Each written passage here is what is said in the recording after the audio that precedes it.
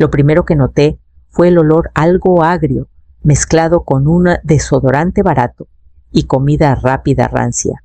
Entré por la puerta principal y me detuve aún con las botas de trabajo puestas, el polvo del almacén pegado a mi chamarra.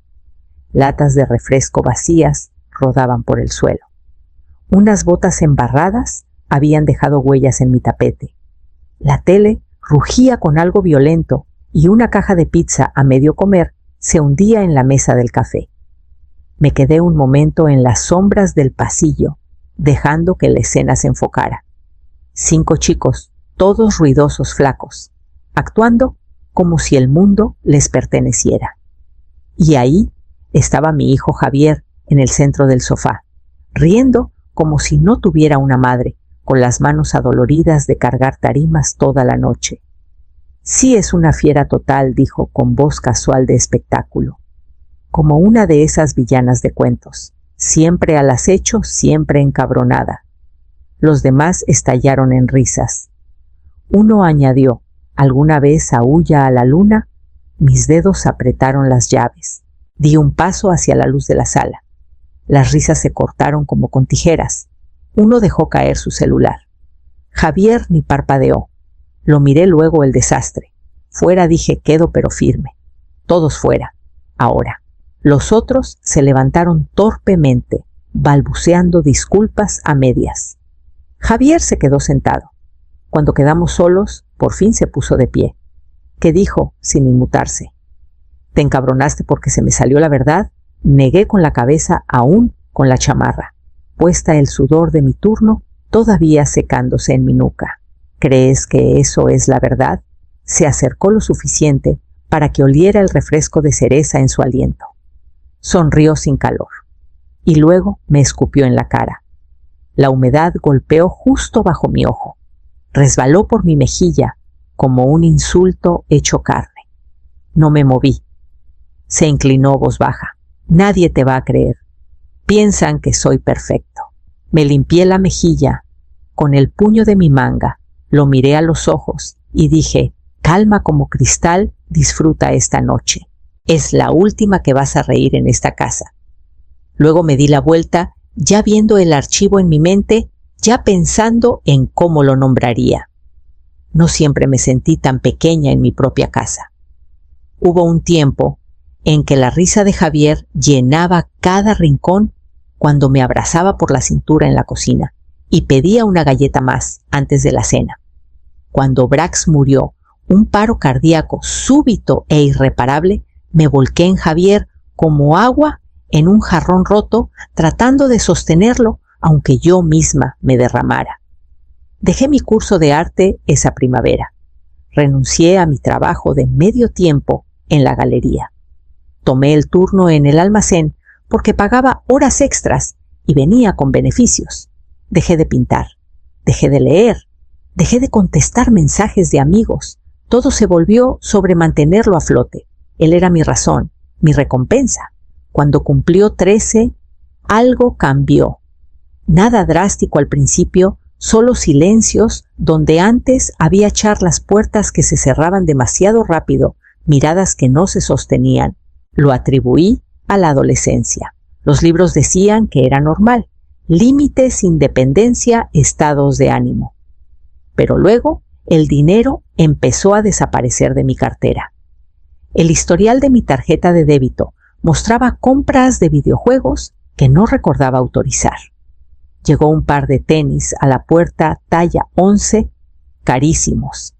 Cuando le pregunté, se encogió de hombros y dijo, debe ser un error. Luego vinieron los moretones, largos, delgados como marcas de cinturón. Dijo que eran del entrenamiento de fútbol, aunque nunca lo vi traer tacos o protector bucal. Ni siquiera tenía una foto del equipo, pero no insistí. Tenía miedo de lo que insistir podría destapar. Entonces llegó la llamada. Señora Morales, soy Alejandra de la Consejería de la Secundaria Valle Alto. Necesitamos hablar de una preocupación que Javier expresó. Mi estómago se hundió antes de que dijera las palabras. Un reporte anónimo. Abuso físico. Había dicho a alguien que yo lo golpeaba. Servicios de protección infantil. Llegó 2 días después, flashes de cámara en el refri, cintas métricas en su colchón. Preguntas que sonaban a acusaciones. Repetí una y otra vez, nunca le haría daño, nunca lo he tocado. No dijeron que me creyeran, dijeron que no había suficiente evidencia. Javier estaba detrás de ellos, brazos cruzados, expresión plana, vacía, como si viera una película que ya había visto. Esa noche en mi cuarto borré el viejo buzón de voz de su 3er cumpleaños, donde me llamaba Mami Osa. La mañana después de la visita de protección infantil, me senté en el borde de mi cama, con la luz del sol, cortando las persianas como cuchillas. Y me di cuenta de algo desgarrador. Había empezado a estremecerme cuando Javier entraba al cuarto. Mi propio hijo, el mismo niño, cuya mano sostuve en cada fiebre, cuyas pesadillas espanté con nanas y lámparas de noche. Ya no sabía quién era yo. Peor aún, no lo reconocía a él. No lloré esa mañana, ni siquiera grité. Solo me levanté, abrí el closet del pasillo y saqué el viejo monitor de bebé que no usábamos desde que tenía 5. Lo conecté y lo probé. Granuloso, pero funcionaba. Luego abrí mi laptop, la que tenía la bisagra rota, y no tocaba en años. Cobró vida con un crujido como algo resucitado. Creé una carpeta en el escritorio y escribí el nombre lentamente, PPC por si acaso. Esa noche, mientras Javier ponía música en su cuarto, escondí el monitor detrás de un marco de fotos en el pasillo. Puse el receptor en mi cajón y esperé. Pasaron 3 noches antes de que algo surgiera. Su voz atravesó la estática clara como cristal. Estaba al teléfono riendo. «Está loca», como desquiciada dijo. «Podría fingir un moretón y me creerían. La encerrarían fácil». Más risas. Otra voz se unió. Les parecía divertidísimo. Presioné grabar. El archivo se guardó. Lo respaldé 3 veces, una en un USB, otra en una carpeta encriptada y otra en un correo privado para mí. No me sentí triunfante. Me sentí firme. Como si un puente que estaba a punto de cruzar por fin tuviera suelo sólido. Más tarde esa noche me senté a la mesa y escribí una nota con cuidado imitando la letra de Javier. Letras inclinadas, bucles cerrados. Un estilo que conocía demasiado bien de años, firmando excusas para gimnasia y permisos. Olvidaste quién te enseñó a mentir. La doblé, la deslicé bajo su puerta y me fui. A las 2:17 a.m. el piso crujió. La luz del pasillo se encendió y no se apagó hasta que salió el sol. A la mañana siguiente, Javier no dijo nada. Se sentó a la mesa con su tazón de cereal, los ojos fijos en un punto más allá de mí. Sin insultos, sin bromas, solo un silencio denso imposible de ignorar. No hice preguntas. Unté mantequilla en mi pan tostado y tomé mi café, dejando que la quietud trabajara. Tenía más que hacer. Empecé a investigar. Su historial de navegación era un caos de pestañas borradas, pero los fragmentos que dejó eran suficientes. 3 cuentas falsas en 2 plataformas. Una decía que vivía con una tutora mentalmente inestable. Otra publicaba memes de madres gritando con subtítulos que pegaban demasiado cerca. Tomé capturas de todo. Reproduje viejos buzones de voz de maestros, los que no había borrado. Uno me advertía sobre comportamiento cada vez más hostil en clase. Otro mencionaba preocupaciones por cómo Javier hablaba a sus compañeras. Nada definitivo, pero suficiente para mostrar un patrón. Empecé a registrar sus llegadas tarde. Tomé fotos desde la ventana de arriba, mientras salía tambaleándose de autos desconocidos, ojos vidriosos, sudadera puesta. Cada vez que oía el cerrojo después de medianoche, anotaba la hora. Cada archivo iba a USBs etiquetados. Guardé uno en el bote de harina detrás de un fondo falso. Otro en el congelador, envuelto en papel aluminio y etiquetado como caldo de pollo. El tercero fue a una caja de tampones en el gabinete del baño un lugar donde sabía que nunca miraría. Al desayuno del día siguiente estaba diferente. Alerta, cauteloso. Masticaba más despacio, observaba mis manos, como si intentara descifrar si algo había cambiado. Y había cambiado.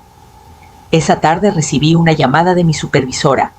Un reporte anónimo decía que yo estaba robando del almacén, sacando mercancía y escondiéndola en casa. No discutí. Colgué, fui directo al garaje y abrí la puerta lateral. Ahí estaba, una caja con el logo de mi empresa, sellada, escondida detrás del calentador de agua. Reconocí el código de barras. Había escaneado miles como ese. Entré y revisé la grabación de la cámara de seguridad que instalé 3 semanas antes. Ahí estaba, 3:22 a.m., sudadera puesta. Arrastrando la caja desde la cajuela de un auto de un amigo. Pausé el fotograma justo cuando su rostro se giró hacia la lente, inexpresivo y despreocupado. Luego tomé el teléfono y llamé a la policía. No tocaron fuerte cuando vinieron por él. Solo un ritmo mesurado en la puerta profesional y calmado.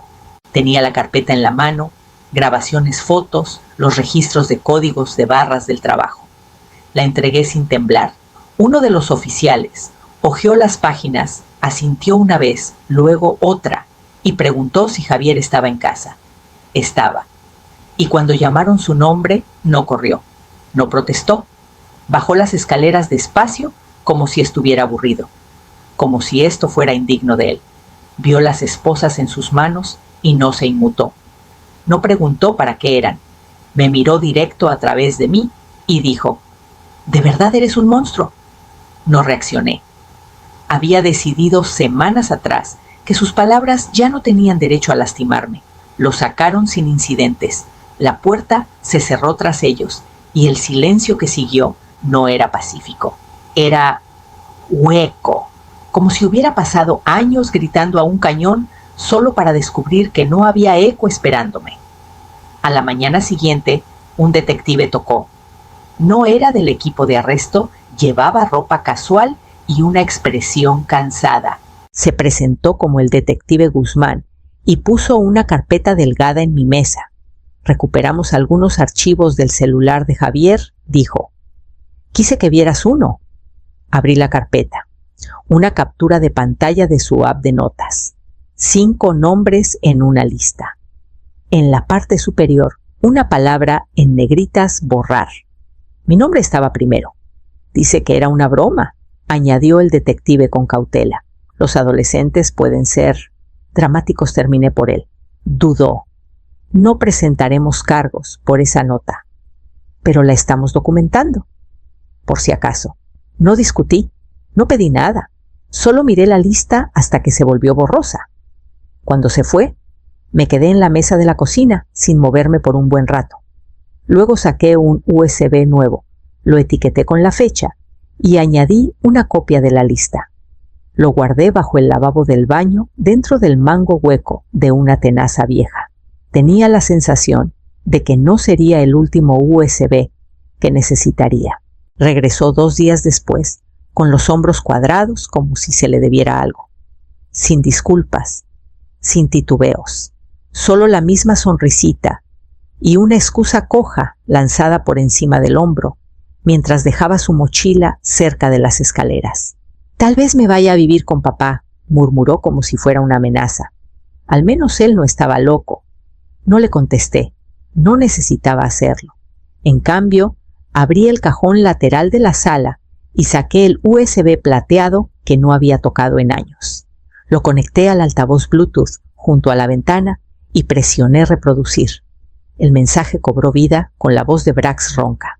Cansada, pero inconfundiblemente él. Me asusta, Estela.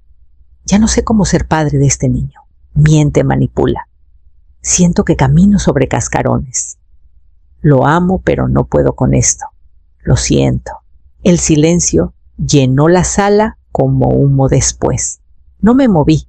Vi el cuerpo de Javier tensarse como si las palabras hubieran tocado lugares que ni él sabía que existían. Miró el altavoz, la mandíbula apretada, y luego se giró lentamente hacia mí. Se fue ¿Por mí?, preguntó con voz casi infantil. No me apresuré a responder. Me quedé ahí con las manos tranquilas a los costados y dije: «Tenía 5 años. No lo hiciste irse». Esperó, entrecerrando los ojos. «¿Pero tú te quedaste?», dijo casi escupiendo las palabras. «Sí». Quedó flotando entre nosotros sin decirse, pero innegable. Había pasado años suavizando el recuerdo de su padre, contando historias a medias para preservar una imagen frágil. Pero Brax no se lo había robado solo la muerte, también lo había ahuyentado el miedo, y ahora con la evidencia sonando en bucle, por un altavoz polvoriento, esa verdad no tenía dónde esconderse. Javier no discutió, no arrojó nada ni subió corriendo las escaleras. Solo se quedó quieto con los ojos en algún lugar lejano. Dejé que el mensaje terminara. Desconecté el USB y lo puse en la encimera junto al frasco de azúcar, como si fuera solo otro utensilio de cocina esperando a ser guardado. Luego abrí mi laptop y busqué la pestaña que había marcado semanas atrás. Petición para la terminación de la responsabilidad parental Estado de Jalisco. Presentar los papeles se sintió menos como cortar un lazo y más como soltar algo por fin. No era venganza, no era castigo. Era supervivencia fría necesaria y largamente atrasada. Manejé al juzgado con el sobre Manila en el asiento del copiloto. Adentro, documentos firmados, fotocopias de cada incidente, capturas de pantalla y esa lista de su celular. La empleada ni parpadeó cuando se lo entregué. Solo lo selló, lo escaneó y lo deslizó al montón con los demás. Después manejé directo a la compañía de celulares y cancelé el plan familiar. Su teléfono se apagó antes de que llegara al coche. Luego al banco, cuentas congeladas, tarjetas revocadas. Después, la escuela. Entregué una carta de retiro formal firmada por mí y la cláusula de emancipación del Estado. De vuelta en casa, cambié las cerraduras. Códigos nuevos. Desactivé el control del garaje. Cada llave que alguna vez le perteneció a Javier ya no abría nada. Esa noche hice sopa. Nada sofisticado, solo lentejas y zanahorias, el tipo de cena que no pretende ser más de lo que es. Puse un tazón en la mesa. Solo uno. Sin expectativas, sin esperar. A las 9:47 p.m. sonó el timbre. Observé desde el pasillo, mientras Javier estaba en el porche, puño apretado, el aliento empañando el cristal. «No puedes hacer esto», gritó. «Vivo aquí, soy tu hijo». Presioné el botón del intercomunicador. «Me despediste como tu madre el día que me incriminaste». No gritó de vuelta. Se quedó ahí un rato más, como si esperara que algo se rompiera, tal vez yo. Pero nada lo hizo. Eventualmente se dio la vuelta y se fue. Hice té después, no para celebrar, sino para marcar la quietud. El silencio no era cálido, aún no, pero era mío.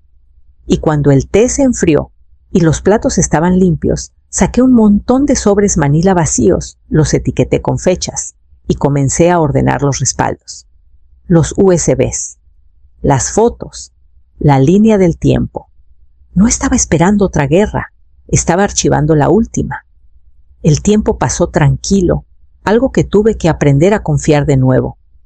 La casa se mantuvo limpia, el aire quieto, sin portazos, sin pasos sigilosos después de medianoche. Dejé de revisar la ventana. Dejé de escuchar por su llave. Ya no existía. La carpeta se quedó en el cajón junto a mi cama.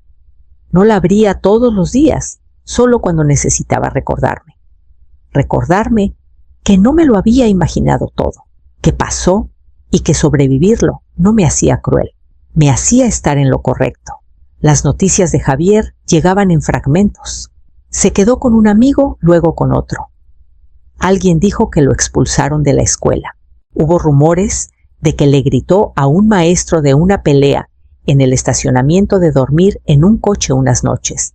Su espiral no me sorprendió. Solo hizo que el silencio se sintiera más pesado. Los mensajes comenzaron de nuevo. No desde su número esos. Estaban bloqueados hace tiempo, sino de otros. Cuentas falsas, correos nuevos, tú arruinaste mi vida. Eres un monstruo. Fiera. No respondí, ni una vez, ni siquiera me inmuté. En cambio, pinté. Tomé el pincel como si no hubiera pasado un día. Las líneas temblaban al principio, pero se asentaron. Dejé que mis manos recordaran algo que no fuera supervivencia, algo que no fuera defensa. Empecé a ser voluntaria en un centro juvenil local, no para dar consejos, solo para estar ahí, presente, sólida.